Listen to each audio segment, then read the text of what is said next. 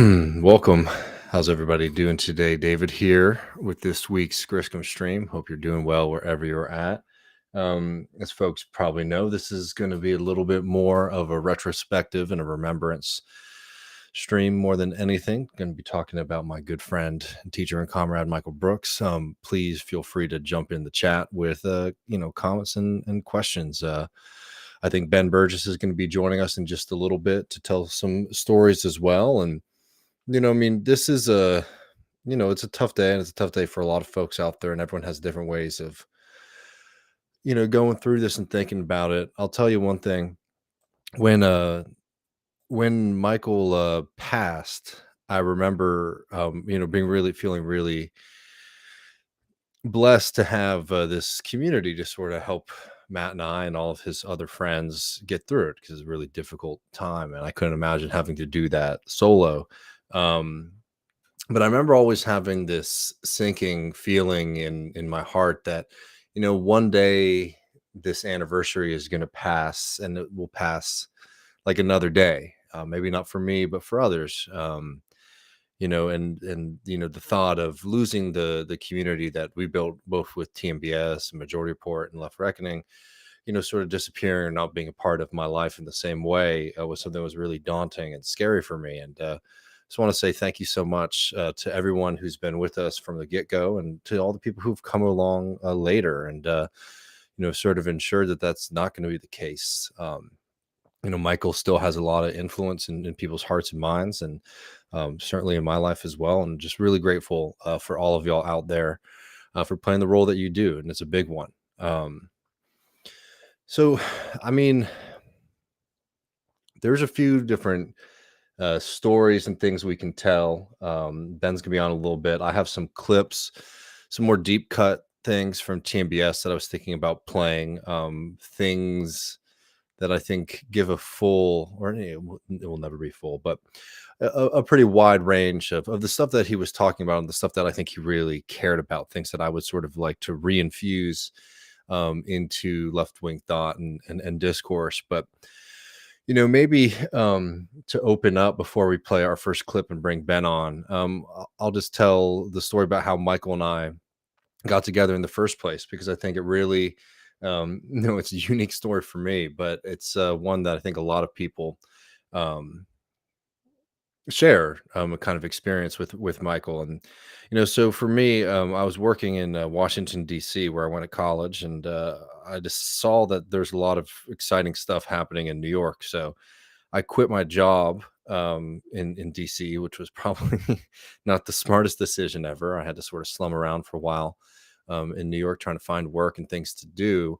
And I reached out to one of my university professors, Luke Mayville, just saying, "Hey, I'm in New York now. I'm trying to figure out my way to get into more of the left wing progressive media sphere," asking if he had any suggestions. And he said, "Yeah, absolutely. Let me introduce you to my friend Michael Brooks." And I'd never heard of Michael before.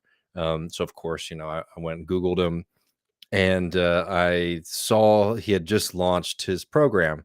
So I saw his kind of media packet, and outlining the show and things like that. And he knows this, and other people have heard it too. But I'll tell y'all, I wasn't very impressed by that media packet. It just sort of seemed like, um, I was going to be talking to a kind of Pod Save America, kind of liberal guy, and definitely was going to meet with him and talk for a little bit and maybe see if he had some advice, but didn't really think much was going to come out of it. Um, so Michael and I got together. He was late, of course, so I'm sitting around, and we start talking.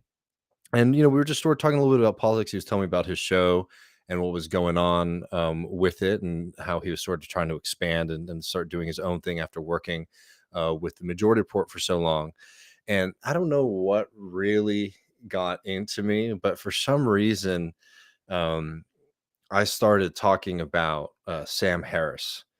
and how much I hate that guy, and how I was amazed by so many people who were around me in my community who seemed to think that this guy had something interesting to say.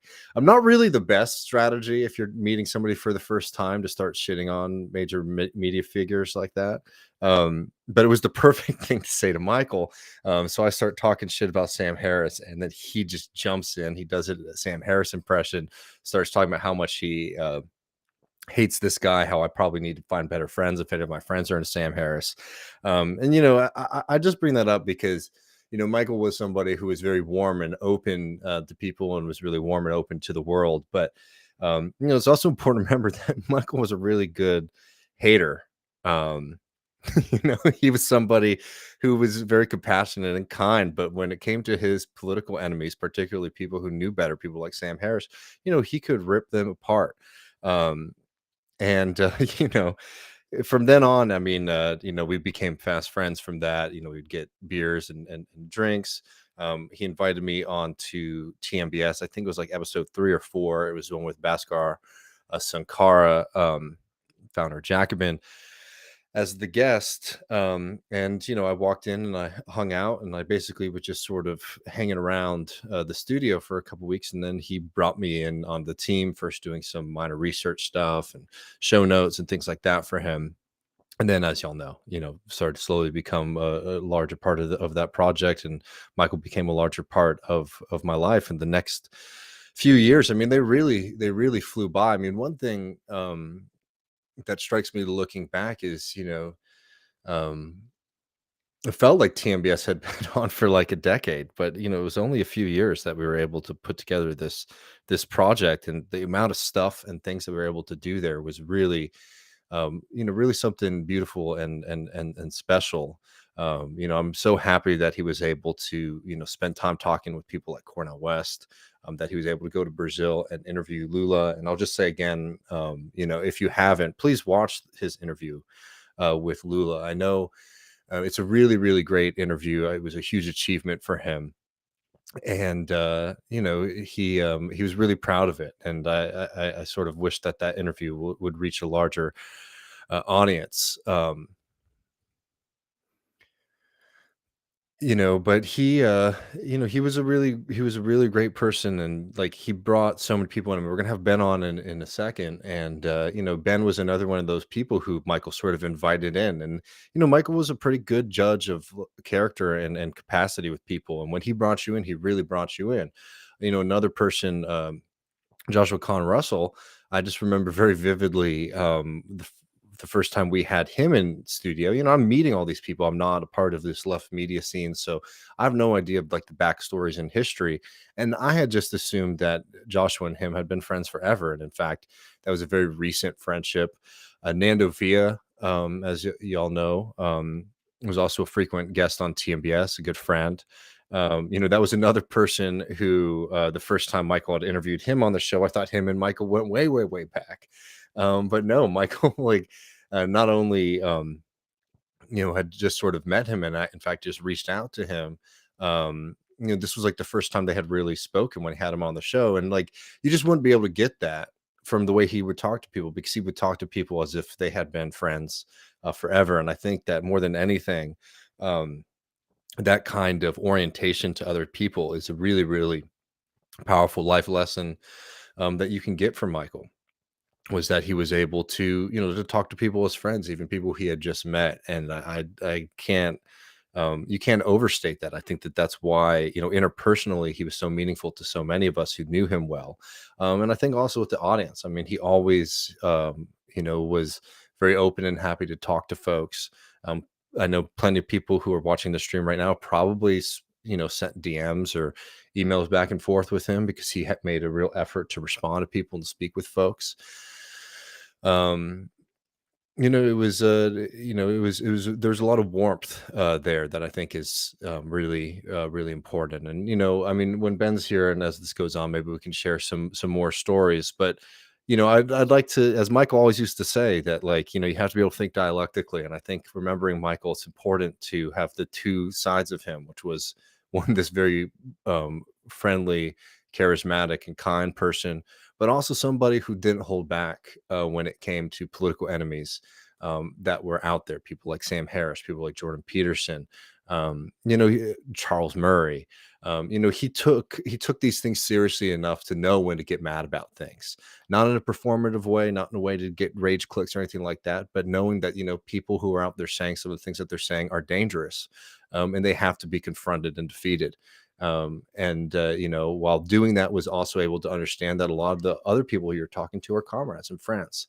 You shouldn't let minor disagreements amongst comrades sort of blow up into flame wars, something that I think is desperately missing on the left. It was missing at the time that he was around too. Let's not forget that.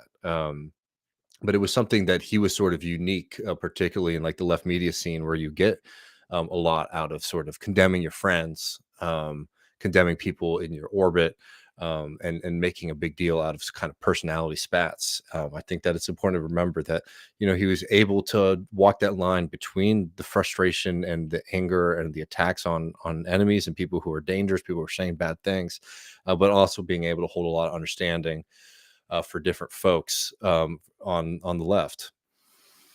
And he was good friends with a lot of people. I mean, like, Zane, not to call you out here, but like, talking about soccer, we had Sagar on the show. Michael was really good friends with Crystal. So, this is exactly the kind of thing that I'm saying Michael wasn't falling into when it comes to these kind of things. And I think it's worthwhile remembering that, as, it's becoming very, very fragmented and splintered out there, that he was able to sort of rise above all that kind of stuff. But we'll bring Ben on in just a second. Let's play a couple different clips here. I got 4. I'm trying to think which one might be the best one to do before we bring Ben on. Let's start here with this one that I think, this is a clip about environmental politics that we all wrote together. And I think Michael was really, really clear-headed on this day, talking about Extinction Rebellion versus some of the protests that were happening in Chile. And just a little bit of, because we can't play the full clip, just like a little bit of context here. This is in reaction to this stunt by Extinction Rebellion, where they were literally shutting down the tube in London, preventing people from going to work in the name of climate justice, right? But it was a really confused action because, one, isn't public transit the kind of system that we want people to be utilizing, right? It's not a good target. And two, it was targeting working people, literally people trying to get to work in, hyper-capitalist society like the UK, preventing people from getting to work on time. A lot of people who, they can't get to work late, right? It's very threatening to their livelihood. So that inconvenience, but also like, who is the antagonist of this action, right? Who are you trying to sort of interrupt and get to act? It's everyday people in the United Kingdom. It's working people, right? It's the kind of pathology that we still see on the environmental left, that it treats everyday people as the problem and not the capitalist class and the rich and the powerful. So anyways, let's play a little bit of this. I might pause it a couple times as we're going. And also feel free to jump in, with questions. Definitely appreciate chats, super chats, things like that. But, happy to keep this sort of casual and share my thoughts and things. But let's play this clip first. Let's play a minute of it. And of course, I just want to say these activists were playing this tape now are stopping train traffic here. So this is disrupting people's day, their ability to get to work. And not in the financial district either. And not in the financial district. These are working people. This is catastrophically stupid. Now, these people were eventually pulled off the train and beaten, which of course we also is terrible. But this is a disaster. Eventually, these guys are going to get pulled off the train,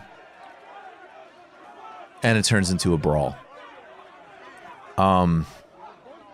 The action last week, and this is at the Canning train station, commuters were held up by a demonstration by a few Extinction Rebellion protesters. The action was extremely unpopular, both within the general public and within members of the Extinction Rebellion movement. Let's remind ourselves, Extinction Rebellion is still doing a lot of very smart, very important, and strategically targeted direct actions. Extinction Rebellion leadership released a statement acknowledging that the action was divisive and that many of the members were not in the action, and that those who acted, quote, planned their action autonomously within Extinction Rebellion's principles and values centered around nonviolence and compassion. I don't know if it's compassionate, frankly, to interrupt people's way to work in an incredibly pressed global economy. Now, let's look at the contrast. These are there's a movement going across Chile right now, which we'll talk about more later in the show. These Chilean activists, and what set off the movement in Chile was a increase in fares on public transportation imposed by the Piñera government. Check out what these activists in Chile did when they occupied this subway station.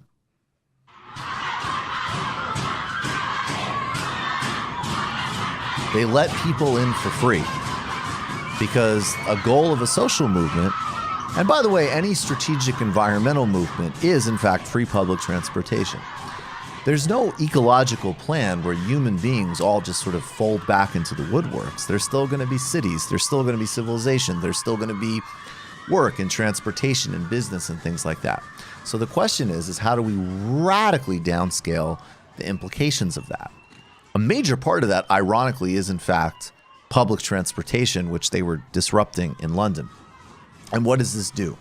Well, it reinforces the notion that the ecological crisis is something that is only occupied with by basically wealthy people, that is not attentive to issues of class or race or other vital dynamics.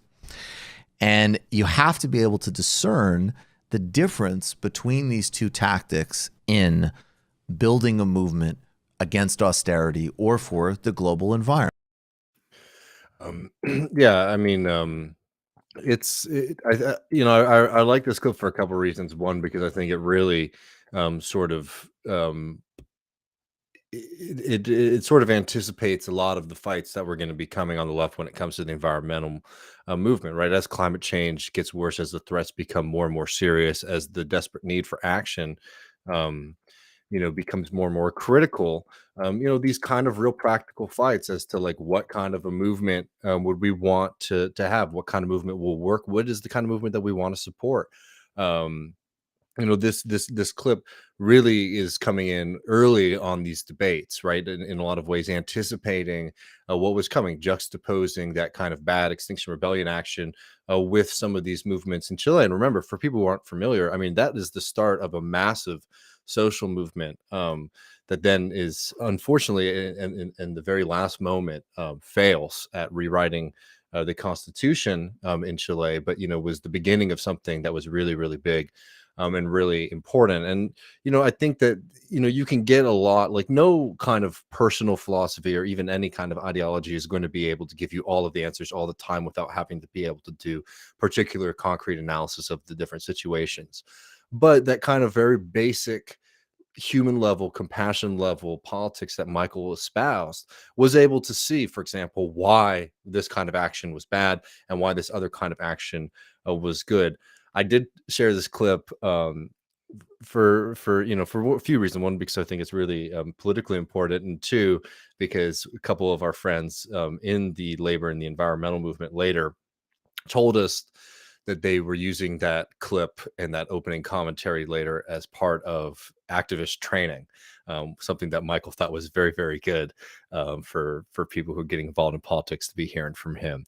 But let's bring on Mr. Ben Burgess, who I'm very happy to call a friend and comrade, and he was also a very good friend of Michael, to join me for a little bit to talk.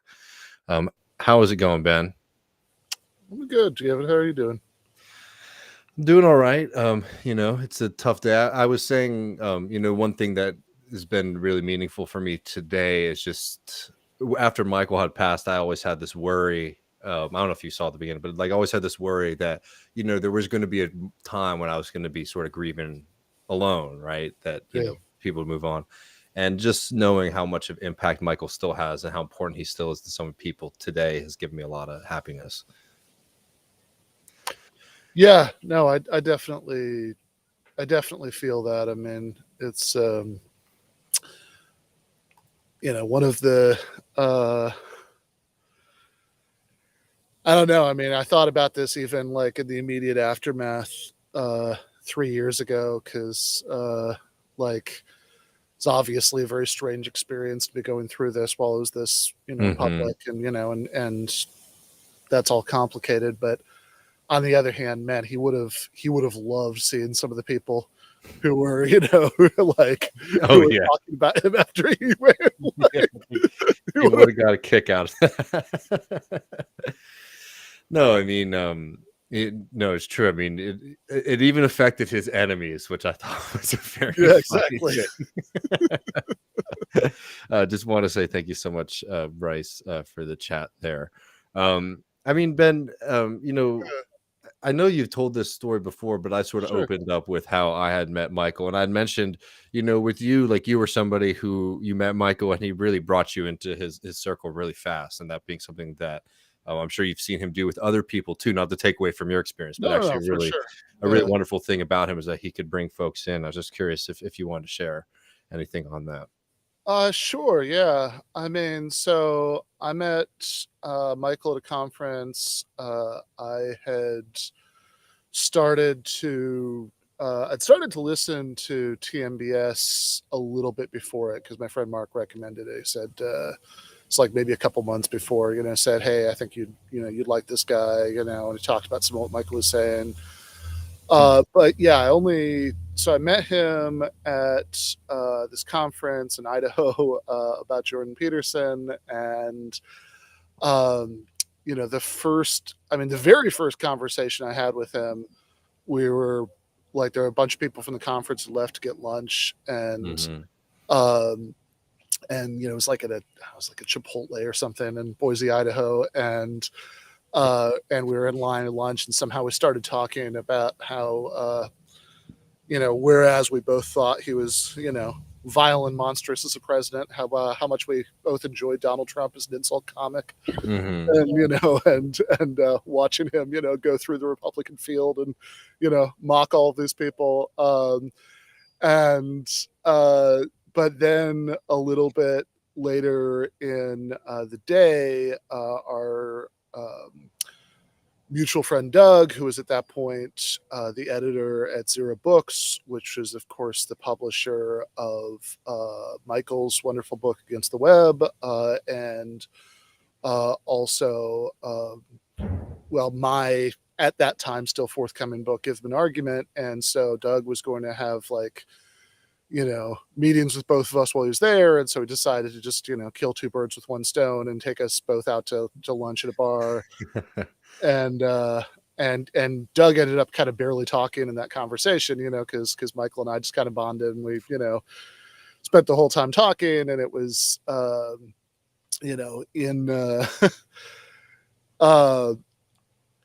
always like to think that, even though by the end of that first conversation, out at the bar, I got the, hey brother, I need to have you on the show sometime, all that stuff. Like, the actual friendship started on the way back, because we were on our way back to the conference, and everybody was like a little bit buzzed. Michael was not as big a drinker as as people might have assumed, and there was a point where he said something, and I made a juvenile and offensive joke I'm not going to repeat here at his expense, and instead of being offended by it, I just remember he just like tipped back his head, and he started laughing like it was the funniest thing anybody had ever said to him. It's like, okay, I like this guy. Yeah, no, I mean, yeah, it's very similar in some ways to my first meeting with him too. It's just like, dude, like to fuck around. Yeah, I mean, he did a lot. Like he had, so that that weekend there was like a sort of incredibly stupid mini controversy at the conference, the kind of thing that leftists like to do, and it's not even worth trying to reconstruct what it was. But Michael had um, like did this impression that was basically people at the conference.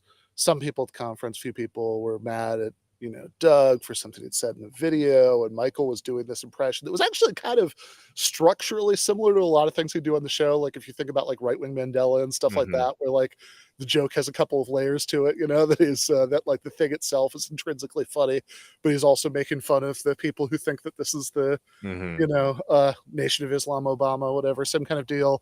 And it was like him doing an impression of Doug's video, but it was like a version of it that would have been bad enough to justify the backlash. And I must have heard like 100 versions of this over the Mhm. course of that weekend. And then we got back. Um, he got back to Brooklyn like a day before I left. So I remember I was at the airport and he sent me this email um, where he'd actually recorded. I think we established Matt Leck did not help him with this, so I have no idea who did. But clearly he got help from somebody who, knew about sound production stuff. He had recorded himself doing this version of the impression with this with like a parody of like the background music that Doug would use for his videos and the whole Mhm. thing. And it's like, man, that is dedication to the bit, That's just like, is there like two people who are ever gonna hear this? No, he was dedicated for it, and like also interpersonally, he was very funny on camera. But I always, we were now. I wish people could see it. At the time, I was mortified that one time the mic would accidentally be on before the show started. You'd think, and we did prep work, don't get me wrong, but Sure. like you'd think before we would walk into those shows, we usually get an hour and a half, 2 hours before we start recording. And you'd think that we'd be, preparing for the guests and whatever. But instead, it was usually just Michael doing impressions, talking a lot of shit about people who were annoying him recently for just like an hour. Yeah, yeah. Like no break, no water, not using the restroom or anything. It was And just at least the going. times that I experienced it, the show prep, such as it was, kind of bled Yeah. into all of that, right? It was like, like it was like, "Oh, hey, you've gotta watch this video," and then, like, maybe it'd be included on the show, right? We put it on the Really, it was just screen, sitting around watching the video. but it was getting the character, I guess, too. It was always a lot of fun, but I was always so afraid, especially when I stared controlling the Yeah, yeah, that microphones and you'd stuff, say something fucking that rap this was gonna Michael we until we were get gonna be caught on live. we get caught on tape, yeah. No. Or there was another time too, and I should find what episode. I'm sure we will probably mention it in the Uh, episode where we went on late because we did like almost like 50 minutes of a show and we weren't recording anything, nor were we broadcasting. And it was probably one of the better ones that we did, as, as oh that god. typically goes. I hate that, so much. It's been a very long time since the streaming platform I use makes it very hard to do this accidentally, but I have had the experience.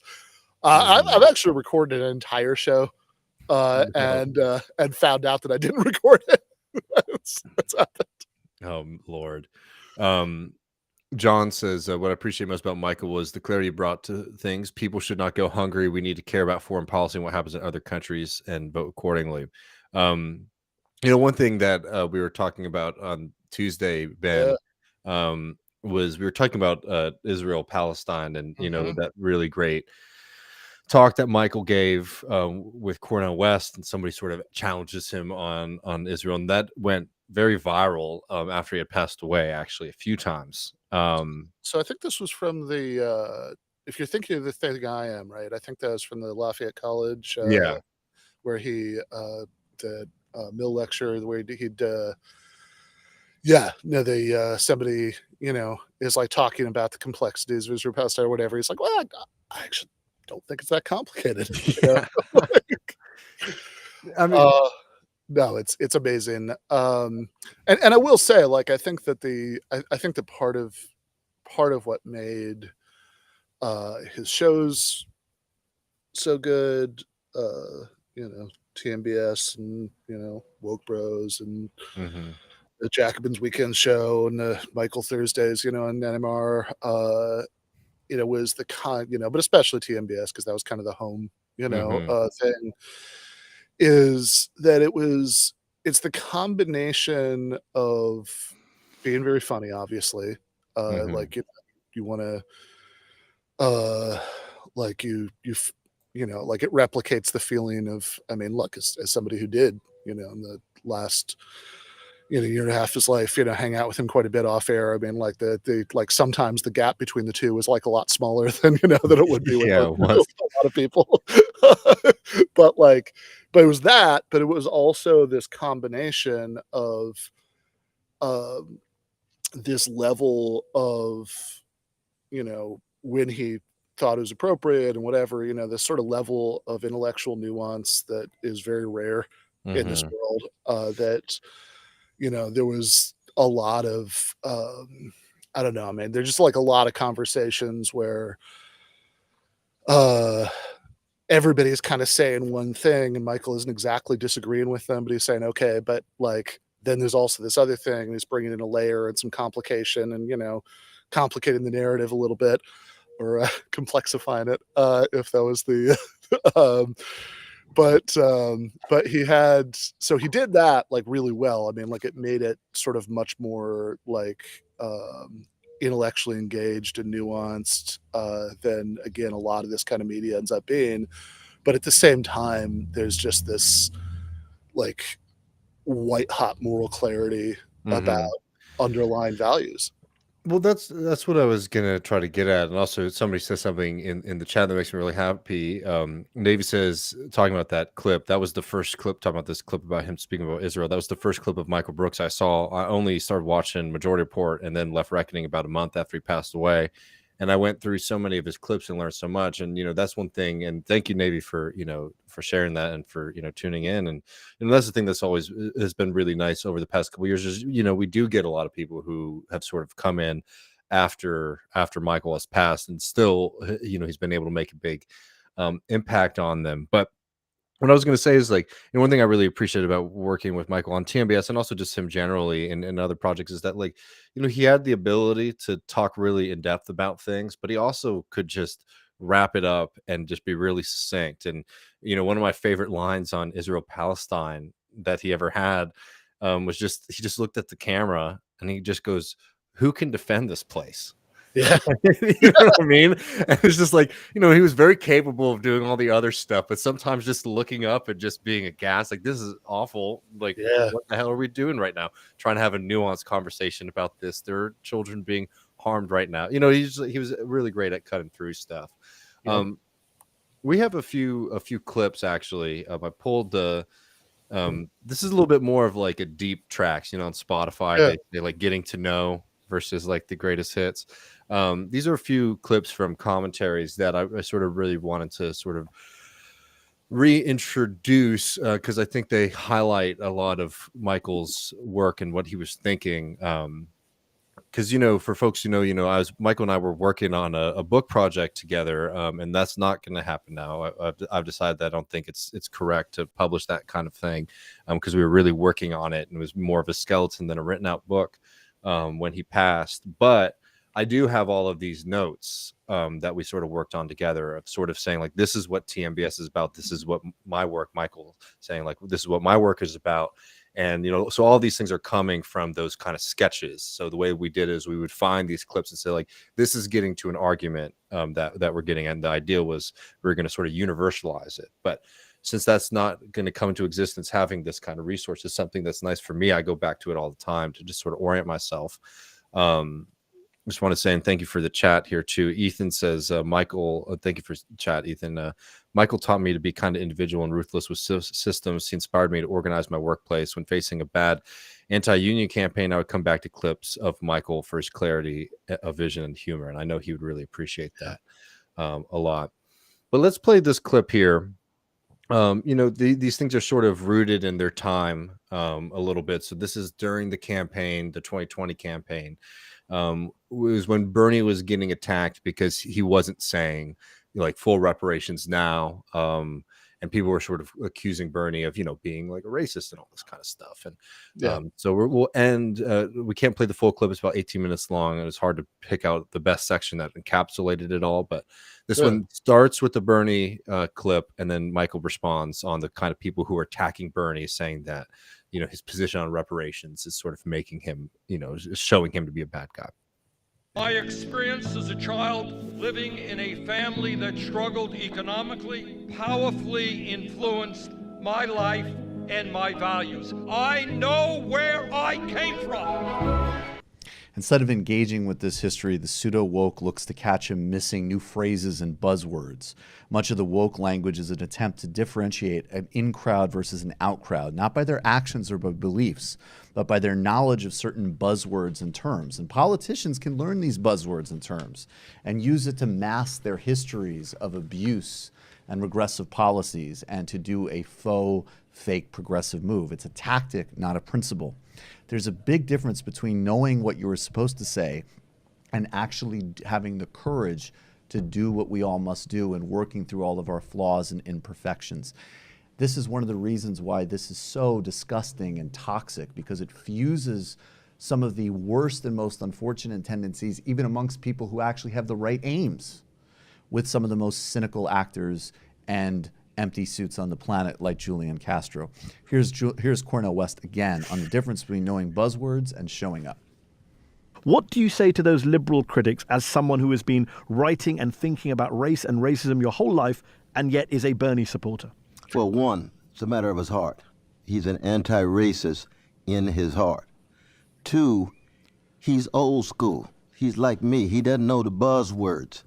He doesn't endorse reparations one moment, in the last 30 years silent on it. He has a consistency over the years, decade after decade, and therefore it's true in his language, in his rhetoric. There are times in which he doesn't say the right thing. He doesn't use the same kind of buzzwords. But when it comes to his fight against racism, going to jail in Chicago as a younger brother, yes, and he would go to jail again. He and I would go to jail together again.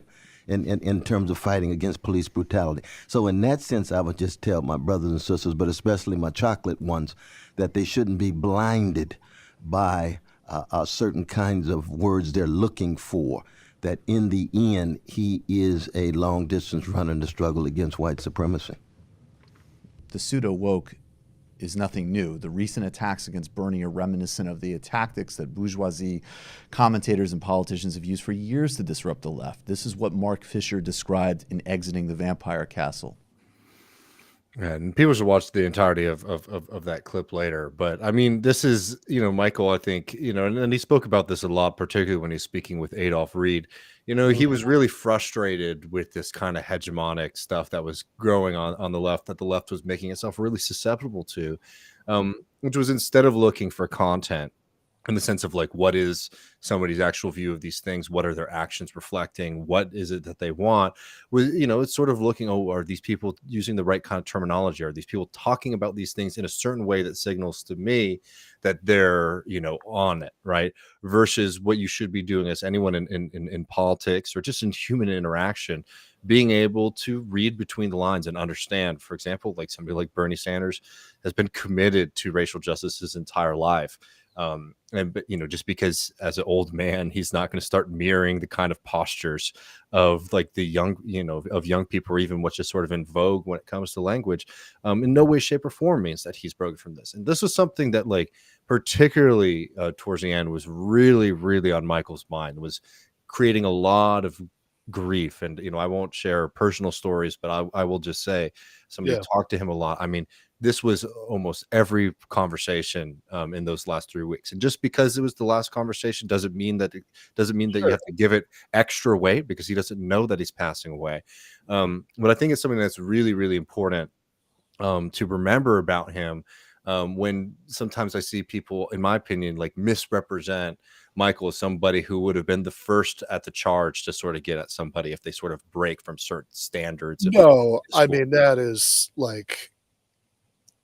is so outrageous on many levels, right? I mean, in some particular cases, because people will get mad, and I'm not saying any specific time. I just mean in general, Mhm. right? People will get mad at somebody, and they'll like assume that he would have been right there with them, yelling at them about it. And it's like half the time, it's like, you know, I had conversations with Michael about this exact topic, and I know what Mhm. he thought, and he wasn't even on your side, right? Mhm. Some of the stuff you think you would have gotten mad at people about, but obviously that varies from case to case, whether that's true or not. But I think there's the more general thing, which is that he did, he was very, I mean, he brings up at the end of that clip Mark Fisher's essay, Exiting the Vampire Castle, which he always says, he always said that the, particularly depressing thing about that essay is that it came out in 2013, I think, but it always felt like it came Mhm. out last week. Mhm. And he, and he did, I think, have various frustrations with both some of what you're talking about, like that kind of, performatively woke, very scoldy, very, very, very eager to, very eager to disavow people, for all Mhm. sorts of reasons, kind of version of the left, or sort of, winds blowing in from, American liberalism into the left. I would argue in some cases. That's me. I'm not quoting Michael. This is just Ben Burgess. But like, but also like, so yeah, there's definitely that. I mean, actually, the last thing he ever wrote, which again, it's not, you know, I mean, everybody, including him, did not think it was going to be, right. So like, Mhm. it's not like this is the last testament or anything, but it is interesting, right? The last thing he ever wrote, was, this very incomplete fragment, that, which much of got published in an article I put out in Jacobin, and like later that summer in 2020, called "The Cosmopolitan Socialism" of Michael Brooks. I kind of quoted as much of it as I could like fit in there, and and he's talking about all this stuff, right? Mhm. You were just talking about in there, but at the same time, I think there's also a sort of wing of left media that's like, he the kinds of people he would, he would call, the dumb left, Mhm. uh, which is harsh, but I think not entirely inappropriate, for some of what he's criticizing, that I think is honestly, that I think has gotten much worse, and Oh, it's gotten way dumber. Yeah. like, yeah, it's like he's I mean, not we I wanna keep on sure, Michael, sure, but, yeah, like, yeah, you wanna talk about exactly what he's getting at there with, like, "Oh, are you signaling in the right way?" With a yeah, lot of those people, like, they are fundamentally impossible, to please, right? Because, like, there's such, like, a way of talking about politics that they've developed, the dumb left, we wanna call them that, right? uh, That they've developed about talking about politics where you can actually be saying, like, the Democratic Party is bad, et cetera, but if you don't say corporate sellout, duopoly, all those kind of things, right, then you still are, like, part of the so, like, they're it's the same kinda stylistic, no, it's antisocial trap as like the kind of pseudo woke people Michael was just no, talking and it's about. totally the same thing. It's like there's the sort of, again, it's a different direction. And in fact, some of those people will sort of, say things that have a very reactionary ring to them on, on certain Mhm. issues, to sort of, you know, prove how different from the first group they are. But like but in that sort of, the constant heresy hunting, Yeah. that's sort of like, okay, anybody who's sort of saying what I'm saying right now, but is like nuancing it just a little bit, must really be completely on the other side or whatever. It's like all those people do it just as much. And Mhm. and I think he had very little patience for that. I mean, I think about that bit he did where he like, it was on MR. He did this, you'll know with the second I start describe it which one I'm talking about. He's like wearing like a felt hat, Yeah, yeah, and yeah. he starts, and he does this impression about, fucking sellouts, and and all that stuff. Yeah. It's like he had very little patience, for for either one of those things, because he was, again, I think it goes back to, I mean, to bring it back to Michael himself, it goes back to what we were talking about a few minutes ago, that sort of combination of, like, nuance on complicated things. The world is often very complicated, and, Mhm. if you sort of, uh, and if you sort of read any acknowledgement of that, as bad politics, you're gonna miss a lot, but also, like, really sharp, bright clarity about values where it mattered, about what the goals are, right? I mean, we can have all the nuance in the world about, about certain, like assessments of things that happen, strategies, whatever, but when it comes to something like Israel's treatment of the Palestinians, or when it comes to things like the fact that there are people in the most advanced, prosperous society that's ever existed who don't have healthcare or housing, that like I think he had, without being, performative about it. He wasn't a yeller, Mhm. like he was very good at conveying this really clear sense of disgust at those things, of like just in this very quiet way, just like, no, this is unacceptable. We can't have this. Exactly. No, exactly. And just want to say thank you so much, Sensoria, Maria, Dave, and Matt. Left Reckoning is living testament to Michael. You're helping to keep the flame alive of meaningful system change. I do really appreciate that, and your words are very kind. I mean, it's been really wonderful to be able to still do this and have this community, and I couldn't imagine doing it without y'all. Like, not even just in the sense of like helping, there being an audience for the show, but I just don't know if I would want to like have a different audience. Like, it's really nice to have that continuity of all of y'all. It means a lot to both Matt and I. Well, we got a couple more clips I'd like to Yeah. jump to, but while we're on this topic, I do just want to share a funny little Twitter war thing with Michael that I remember, which is he had it was when the Red Scare women um Oh, had Steve Steve Bannon. Bannon on their Yeah, yeah, I show, remember this. and everyone was really mad about it, and we answered it in like a kind of chat stream, and Michael said something is like, oh, I think everyone's getting too worked up about it. I actually thought it was interesting, but I think that they should have asked him about Medicare for all, since he called himself a populist. And it just sits there for a couple months. We don't think anything about it. And then like 3 months later, I guess they discover it somehow. And both of them are online just like condemning him, saying like, oh, these fucking guys telling us what to do. They think they're so much smarter, and like, really attacking them. And Michael's like, I think response something is like, hey, I didn't mean any offense. And they're like continuing this like flame thing. And Michael's texting me, he's like, I don't understand why they're so mad. Well, What we said, yeah. I what we mean, said as was I this, and recall that, I was like, well, yeah, Michael, this is like what their thing is to like create like internet like flame wars. And that was a moment where like generally Michael's very good at keeping people like together, whatever. But it's like, well, this is not a good faith like little debate here, man. And like, I don't know, I've always found it to be a really sweet thing, this even at that level, at that moment when everyone was sort of had a lot of opinions about those two. yeah. Michael Well, was still like, let's build some bridges. totally, yeah.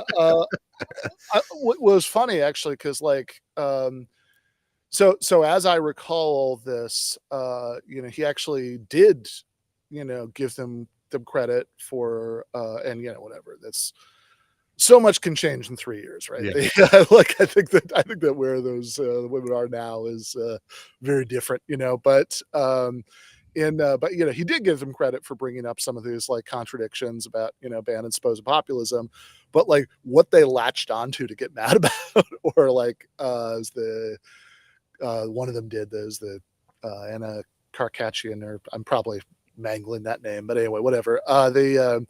What she latched onto to get mad about was that he like said like something very anodyne and setting it up. Like it was like, look, Mhm. I don't know what their intention was with this or whatever. And like that's that, Oh yeah. and that's what they went off about. And I think even in his response, he was like, hey, I like your show. Like Yeah. it's not which yeah, I mean I do think that there were times when he that's the there were times with certain people that like I think he Well, I guess I put it like this, right? I think he often expected people to be better than they were, and you know, with a certain range of people, that's really useful Hmm. because that expectation from him can help inspire them to actually be better, right? But with some people, it's just like no, they're just there's No, not. 100%.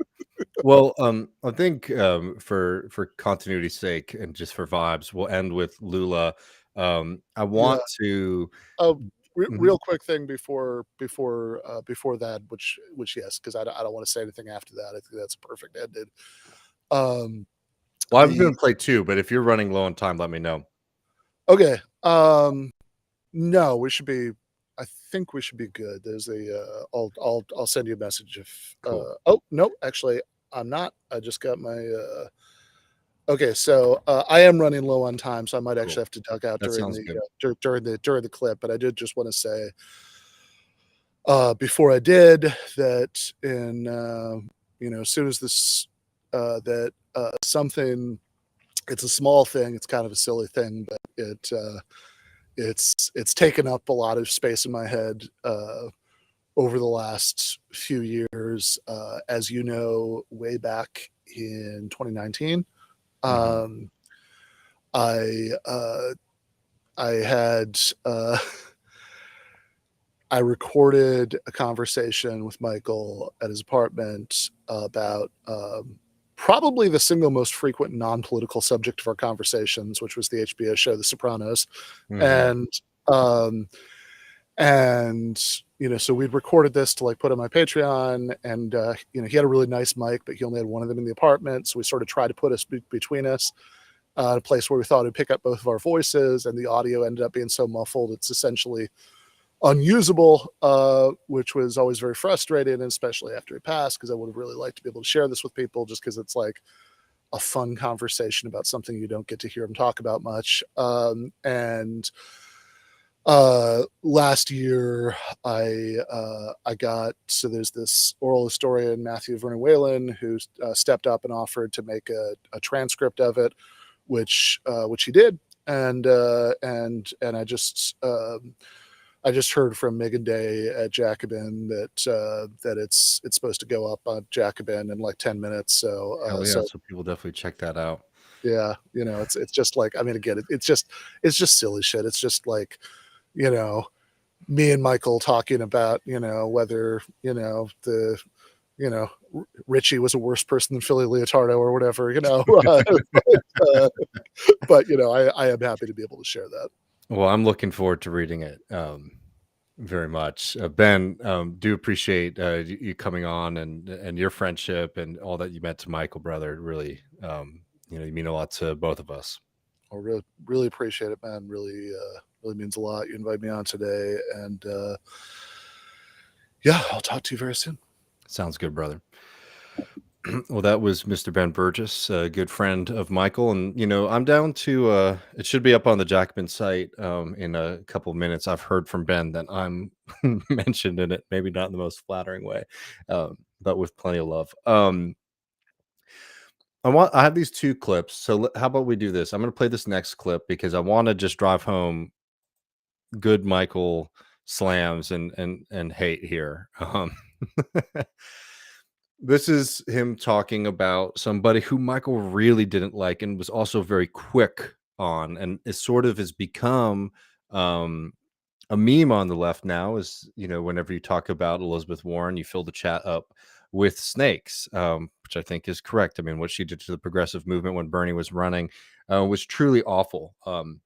Especially knowing that she did play a role in trying to block Bernie from getting the nomination, which I felt to be a tremendous betrayal of, all of the kind of progressive chops that she claims.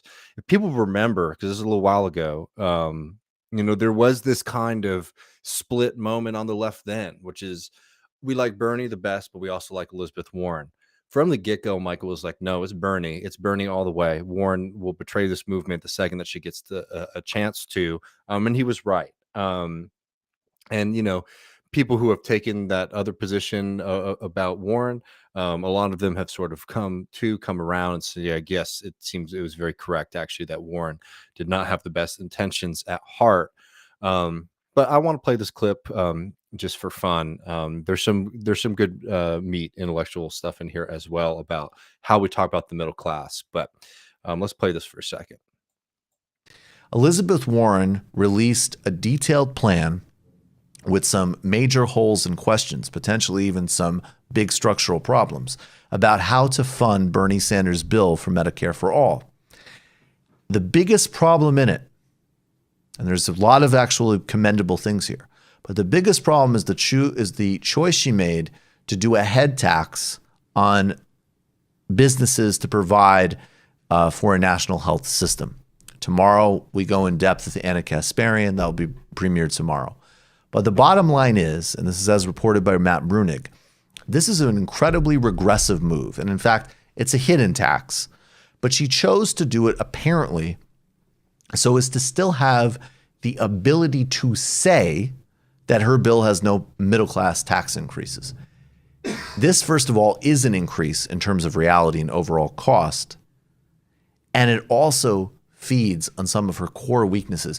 This is Elizabeth Warren explaining why, or not really explaining. Look at her. I don't even know how to properly frame this. What is middle class, according to Elizabeth Warren? This was from over the weekend. Senator, when you say you won't raise middle class taxes, what is the income bracket that you use to define? Here it's 100%. It doesn't raise taxes on anybody but billionaires. And you know what? The billionaires can afford it, and I don't call them middle class. So billionaire, that's where it worked. Anyone under $1 billion net worth. That's right. It's not paying a penny more. That's exactly right. Senator, when you say... So I think we can all understand that that's an extraordinarily problematic formulation that can really narrow some of the range of questions we need to have in this country and policies we need to explore, not just about distribution and taxes, but about power. And that is another through line here. See, in 1992, Bill Clinton ran a quite populist campaign. And he had a plan that anybody could read and order. It was called People First, putting people first. And it had detailed policy proposals for a national health insurance system, for middle-class tax cuts, for infrastructure spending and stimulus. While he was extremely unclear and evasive on NAFTA, which was, of course, a direct threat to the working class. Ultimately, obviously, he favored NAFTA. In both instances, the rhetoric of middle classness has been elevated over the rhetoric of power and labor. And this does go back again to the fundamental question of how you are framing change and how you are framing your political project. This is a core, vast difference between Sanders and Warren, and also goes right to the heart of whether or not we can even hope to pray to achieve, quote unquote, big structural change. Yeah, and you know that clip goes on. He sort of goes through Bill Clinton and how Bill Clinton also sort of did this middle class language. And you know, in American politics, middle class is often used as a kind of substitute for the working class, right? And the reason for that is to include what is now becoming the home base of the Democratic Party, which is wealthy folks, particularly wealthy professionals. And that was a split that became very, very clear during the Bernie Sanders versus Warren campaign, like in those debates, where there are people who consider themselves to be progressives, but they're not very comfortable with working class people. They're not very comfortable with everyday people. They want the policy without the class politics. And you can see that not just in the rhetorical style, but in like the actual things that are put forward. You know, the difference between Warren and Sanders in terms of their policy platform there was a vast difference between them, even though they might have been different from, like, let's say, the most centrist Democrat. You know, Bernie Sanders' whole politics were about building power for working people, versus Warren was like, okay, here's a very smart policy that's well researched and stuff like that. But it was nothing that was a direct threat to the hegemony of that kind of upper middle class to ruling class politics, right? By expanding all of the class, right, the class that you're fighting for, to everyone who's not a billionaire, you know, that's not doing really everyday kind of class politics. And Michael was really astute and quick on that, and didn't play around with when a lot of people were equivocating. And it was something I was really, really proud of working with him on. Another great example of this on the international scene was when Evo Morales was couped in Bolivia.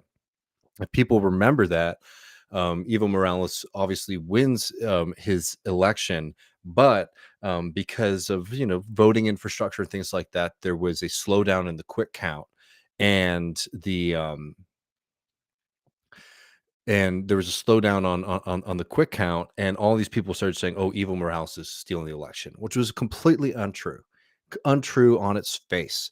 And you saw people line up on two sides. People were paying attention to it. The more left wing, radical socialist folks were saying, like, no, Evo Morales is facing a coup.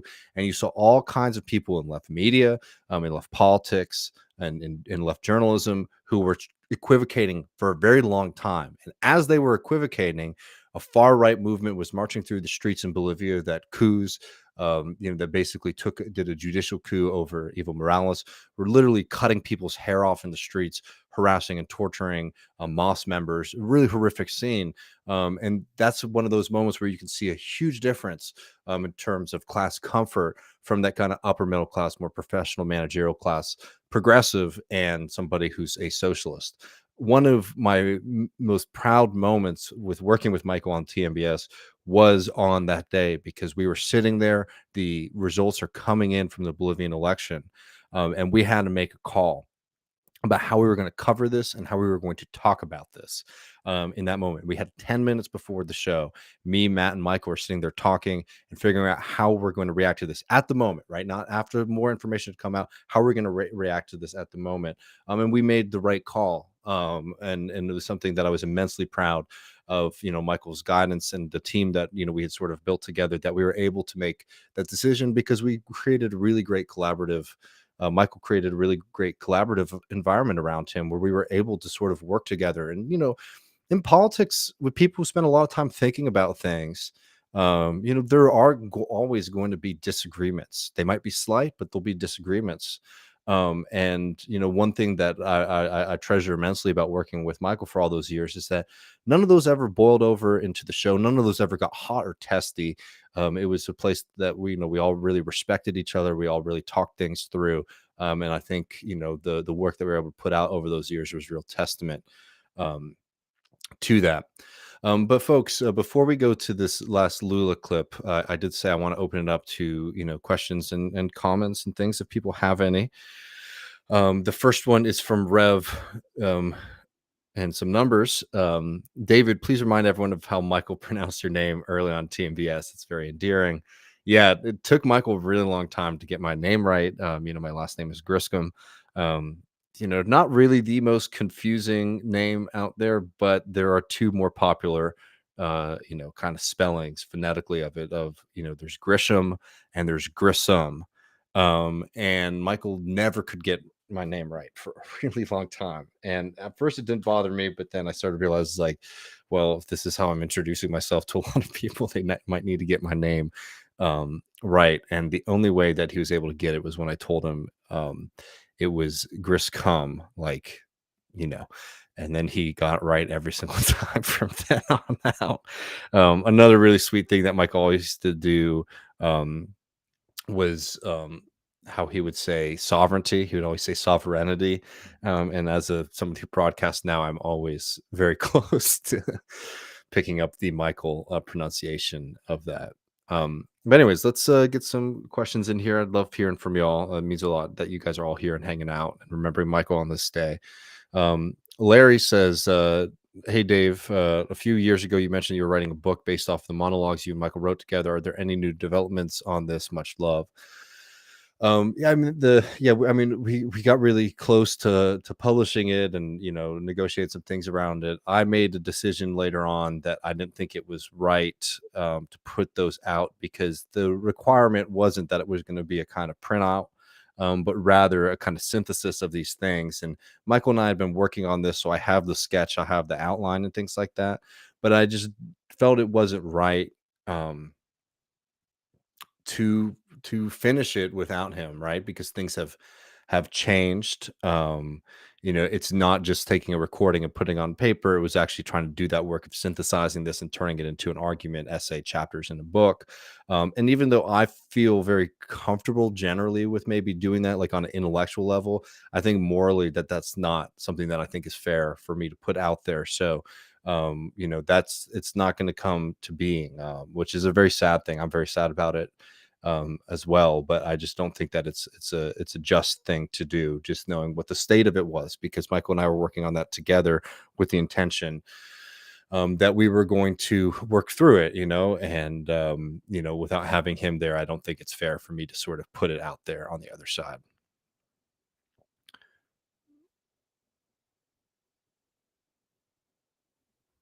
um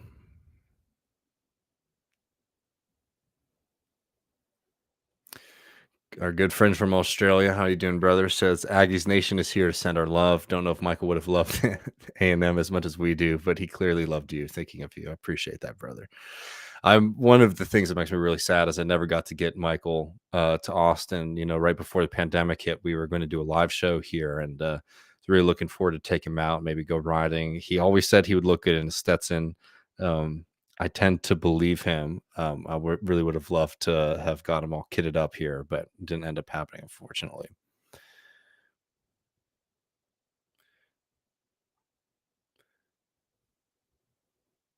Where is Evo now? Evo is in Bolivia. Moss is back in power, doing incredible things, and Evo is still around, influencing politics, and still is an incredible global leader. So it's that turned out well. A lot of things. I mean, Michael never got to see um, Lula come back to power, or the victory of Moss, which two things I wish he was able to see, along many, many other things. Not to talk about myself, but Autumn Leaves talking about my last name. I thought it was spelled Griscombe for the longest time. That's actually the old school spelling of my name, because it's a Welsh name that I guess, shortened in the 400 years that my family's been in this country.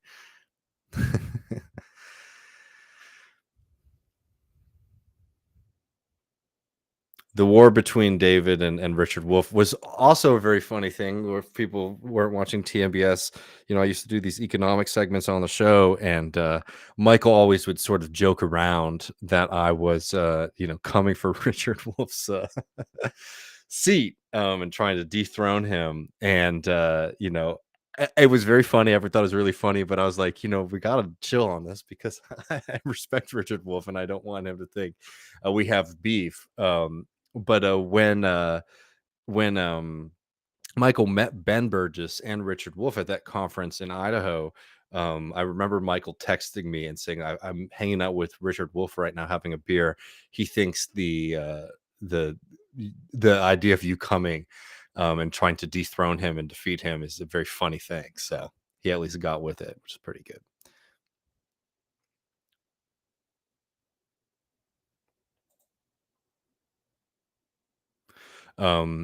Patel says Michael Brooks is the most unifying figure I've seen on the online left. It felt like in a lot of ways, he was a glue for the community. Truly helped to forge solidarity in a squabble-filled face, and I think I agree with that completely. He was always really good at rising above.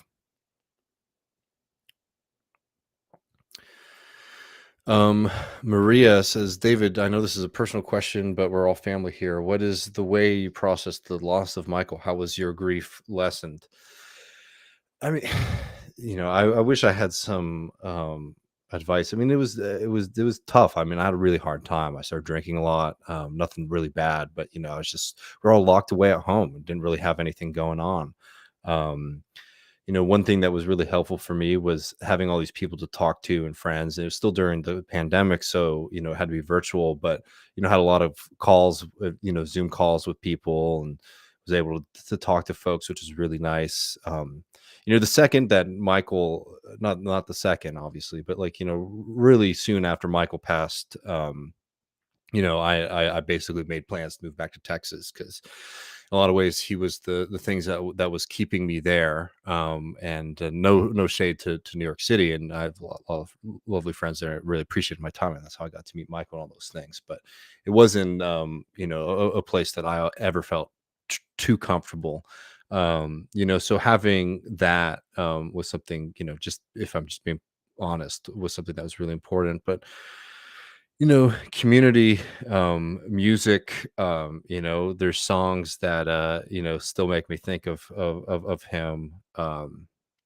I might do a recording of it later, but there's a great old country song called Bury Me Not on the Lone Prairie that, whenever I hear that song, I think of Michael. Or the song by the Highwaymen, um, that, there's a line in there.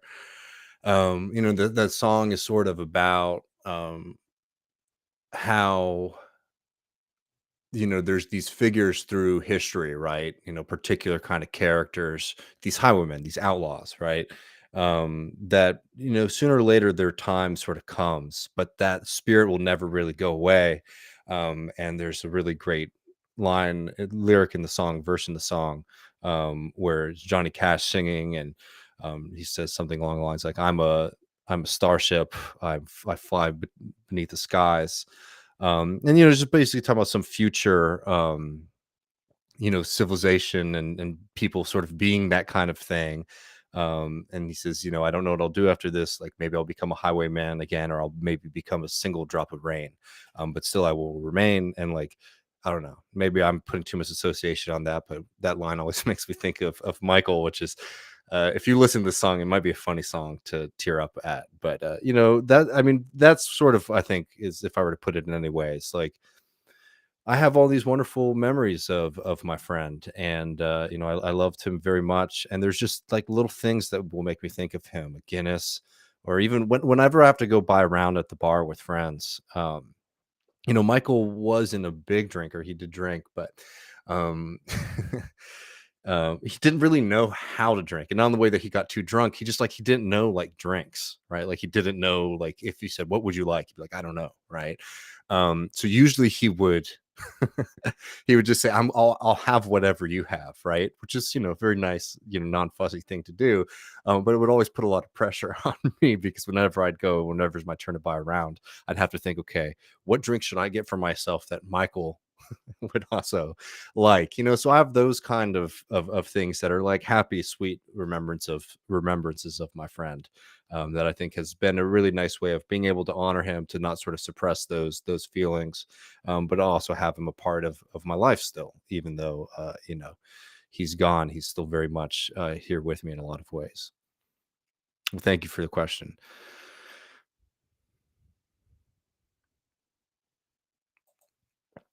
um Did you know Michael actually did play video games as a teenager? I know. I mean, he was funny. He wasn't a big gamer, but I would have loved to know what he was doing.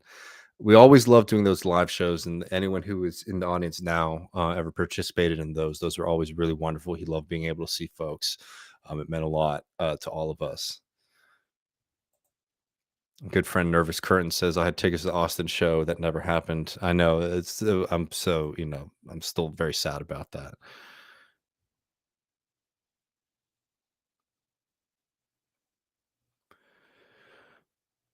Okay, I might have a little bit below y'all. I agree with this too.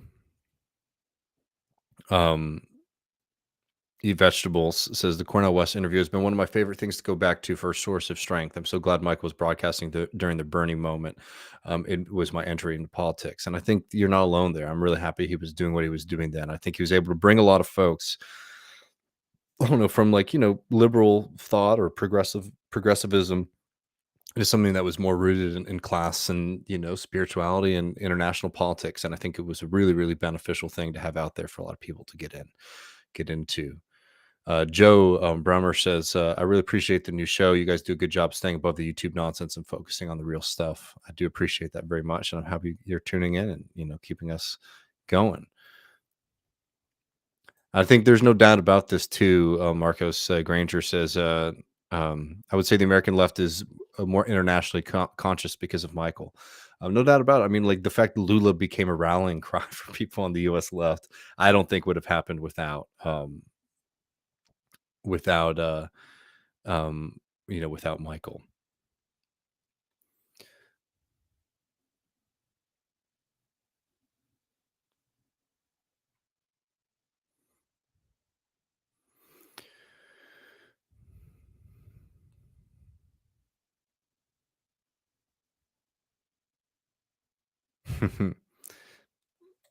I'll tell you, Wu Tang Financial says I haven't been home to Austin forever, man. Dave is making me homesick.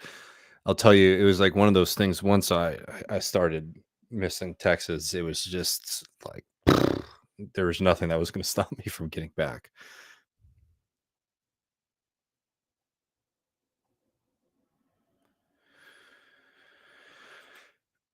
Um, so I did this at the top. Colt says, "Can you share again how y'all met and how you came to start working with him on TMBS?" I mean, I met Michael by like accident in a lot of ways. And we got together and we started talking shit about Sam Harris.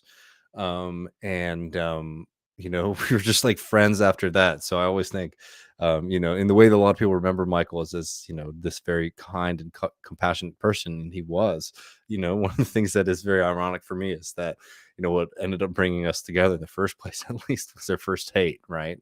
Being Sam Harris. But I mean, one thing, if you want to hear about the early days, was that um, like I was writing for a few publications there. I had like a very professional think tank job in DC for a while, so it's not like I was like a greenhorn or anything like that. But from the get-go, Michael was able, saw something in me that he wanted to sort of cultivate and help me grow a lot as a thinker and also as a broadcaster and a writer. And like always sort of trusted me to do things even when I was scared. I mean, I remember the first time I did a gem, I was like, I might need like 6 months to sort of prep for this. And he's like, no, like the gem here. How about I tell this instead, since I already told the Sam Harris one, the gem, Michael and we would get together, maybe Thursday nights, every couple weeks and sit at a bar and, we just talk. It wasn't like a work thing necessarily, but we just sort of talk. And obviously we talk about politics and work and figures and shit on people that we didn't like or joke about things. But I remember just looking at him and saying, I think that like the left needs to get a little bit better and more comfortable understanding financial news and financial press, because a lot of this stuff is reported very in depth, and it's not something that we cover, which is on a lot of left media, which is a shame because it's things that directly affect our lives. And Michael looked at me and says, "Let's do it." And I was like, yeah, that sounds great. He's like, no, I think you should do your own segment on the show and cover that.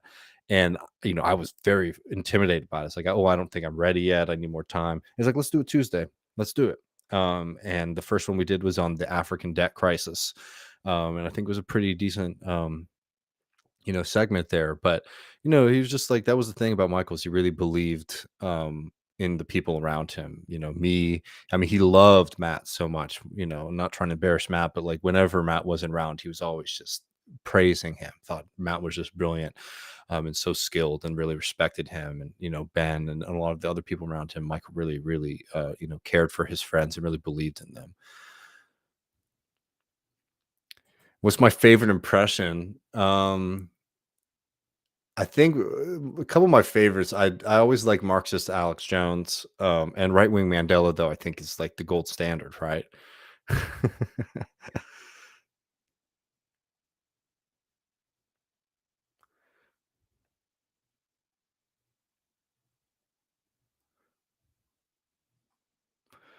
Okay, let's see.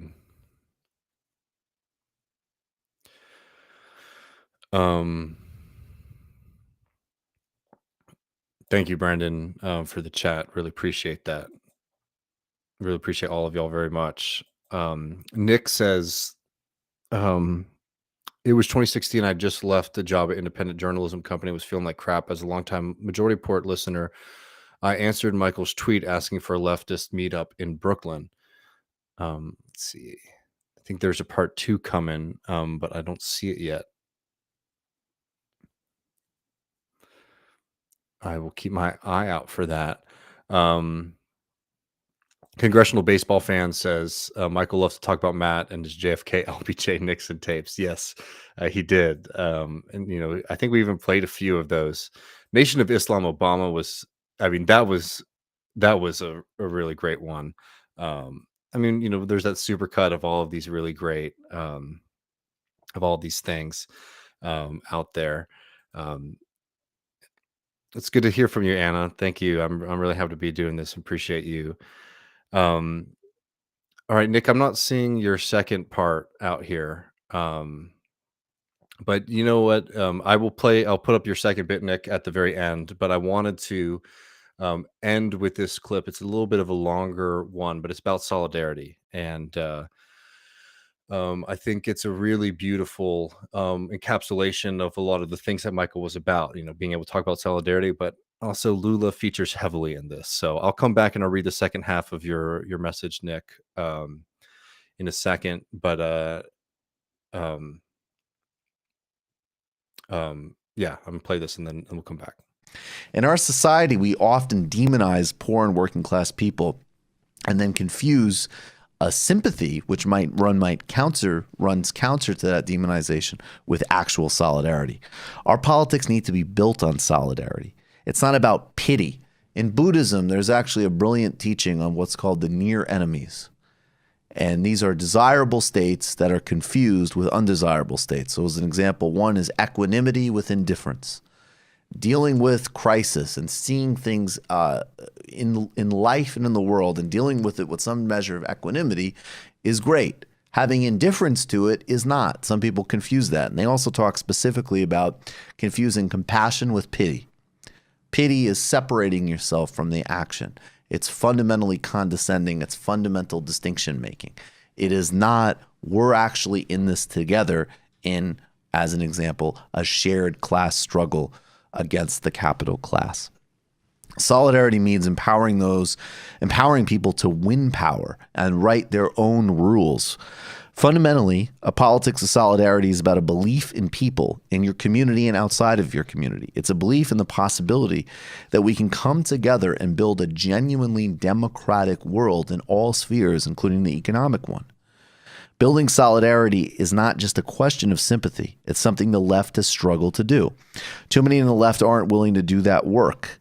The working class is diverse and dynamic. They aren't going to come prepackaged sharing all of your beliefs, cultural prejudices, and social practices. Solidarity is sharing community with people who, by definition, are not the same as you in every category. Lula was able to build a politics of solidarity and a diverse working class movement in Brazil, which he is reassembling today. And I want to just play some of this clip because it's relevant tonally and it's also inspiring. Lula is, in fact, out of prison. And even as Bolsonaro continues to run through wrecking Brazil, destroying the Amazon, pushing through a militant neoliberal and neo-fascistic agenda, the social movements, the leadership, the bottom up, and a leader that leads from solidarity is out there. And remember, this is President Lula before he voluntarily turned himself in for an unjust, corrupt political imprisonment, rallying his supporters. And he was right. Oh. Eu falei para os companheiros, se dependesse da minha vontade, eu não iria, mas eu vou. Eu vou porque eles vão dizer a partir da manhã que o Lula está foragido, que o Lula está escondido. Não, eu não estou escondido.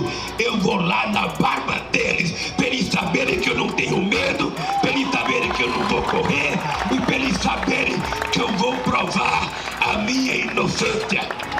Eu vou terminar com uma frase que eu peguei em 1982 numa menina de 10 anos em Catanduva, que eu não sei quem é. E essa frase não tem autor. A frase dizia: os poderosos podem matar uma, duas ou três rosas, mas jamais conseguirão deter a chegada da primavera. E a nossa luta é em busca da primavera. I also love that Celso Amorim, who's been on this show, is right there, right behind him.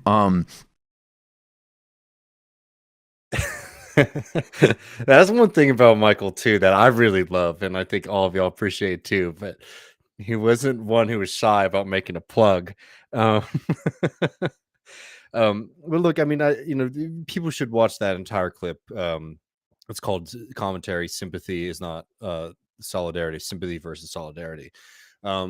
And it really gets at, I think, and I love that clip so much because I was only able to play a couple minutes here just for time constraints. But he goes from talking about solidarity and sympathy, weaves in a little bit of Buddhism, a little bit of Lula, ends with Gramsci, and it really hits at, I think, a difference between some of the politics of Warrenite kind of folks, or let's just call them, like progressives, or let's even say, right?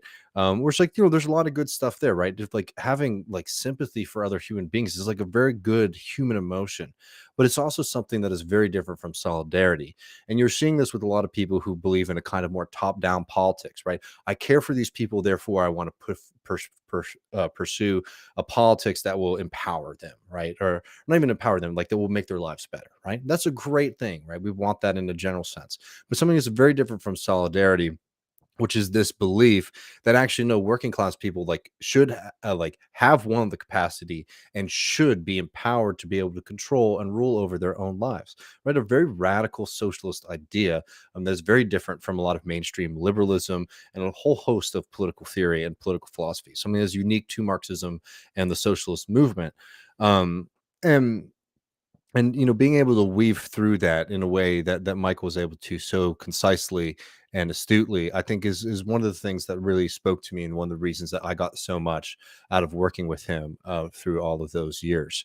Was being able to understand that, like, yes, there are things that we're going to be criticizing, but we're going to be doing these criticisms in a way that is actually directing people to what we should be doing or what could make things better, which I think is something that's very lacking in a lot of political criticism today, along with the fact that a lot of political criticism today is just solely about tribalism.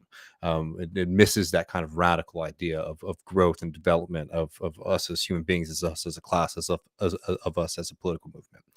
Um, I wanted to, before we go, I told Nick I will read their statement here. So Nick says, it was 2016. I just left a job as an independent journalism company, in a journalism company, and was feeling like crap. As a longtime MR listener, I answered Michael's tweet asking for a leftist meetup in Brooklyn. And then I know there's a part 2 down here. We all met up at a bar, and he encouraged us all to move forward with our projects. He met us where we were, young aspiring journalists and activists, treated us like equals, and offered us mentorship. And yeah, I mean, this is the thing. Michael did that with so many people, and it's so meaningful for me to hear about all of these folks that he had conversations with. Like even some folks who didn't even go as far as to meet him in person. I know he corresponded with a lot of different people, gave them advice, and was willing to give that kind of mentorship, which is something that's really important. And he did treat people like equals. That was actually something that he would say to him, like to us, as like a mantra. It's like when it comes to the audience and the community around us, like we are all equals, we're all comrades. And he never got let, like, for example, like the celebrity of his position, for example, to get to his head.